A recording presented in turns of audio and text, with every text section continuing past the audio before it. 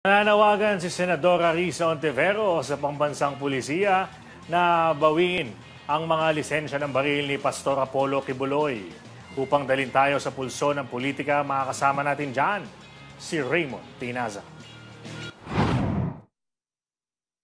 Kinalampag ni Senator Risa Ontiveros ang Philippine National Police na ipawalang bisa ang license to own and possess firearms ni Pastor Apollo Kibuloy. Ginawa ni Ontiveros ang panawagan na matapos kumalat sa social media ang mga larawan at video kung saan nagsasanay ang mga umano'y armadong private army ni Kibuloy. Sinabi ni Ontiveros na armed and dangerous si Kibuloy at buhay na buhay ang mga armadong sundalo niya na handang magpakamatay para sa kanya. Noong nakarang linggo, nagsagawa ng press conference ang PNP kung saan sinabing hindi may touring na armed and dangerous si Kibuloy dahil wala daw record ng karahasan at walang record ng pagkakaroon ng private armed groups.